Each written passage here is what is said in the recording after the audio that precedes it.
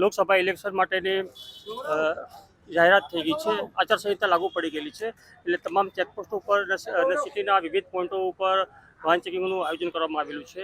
અને ટ્રાફિક સંબંધી જે સવારે અને સાંજે શહેર વિસ્તારમાં અને હાઈવે વિસ્તારમાં ટ્રાફિક સંબંધી ગુનાઓ માટેનું પણ વાહન ચેકિંગ કરવામાં આવે છે. ડીકીઓ પણ ચેક કરવામાં આવે છે, અને કોઈ ગુનાહિત જણાય આવે છે તો તે અંગે કાયદેસર કાર્યવાહી કરવામાં આવે છે અને કંટ્રોલને પણ જાણ કરવામાં આવે છે.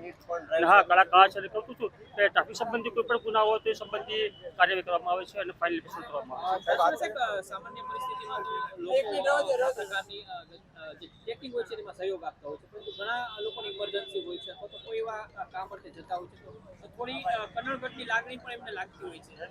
ના, એ તો અમે એમને સાંભળીએ છીએ અને એમનો રિઝલ્ટ કેવો છે, શું છે એ પ્રમાણે પછી આગળનું જોવામાં આવે છે. ખાસ કરીને રોકડ રકમની હેરફેર મોટા પ્રમાણની આ સમયગાળામાં થતી હોય છે, તો એમાં કોઈ અન્ય અધિકારી અન્ય શાખાને રાખવામાં આવે છે, આઈટી છે કે એને સાથે રાખીને એના માટે એસએસપી અને એફએસપીની જે ટીમો છે બનાવેલી છે અને દરેક ચેકપોસ્ટ ઉપર એ તૈનાત કરવામાં આવેલી છે. કદાચ રોકડ મળે તો શું પ્રકારની આપણા તરફથી કાર્યવાહી થઈ છે? ના, વધુ પ્રમાણમાં રોકડ મળે તો હવે સંબંધ કરતાને જાણ કરવામાં આવે છે અને આગળના જે પણ લીગલ એક્શન લેવામાં આવે છે એ લેવામાં આવે છે.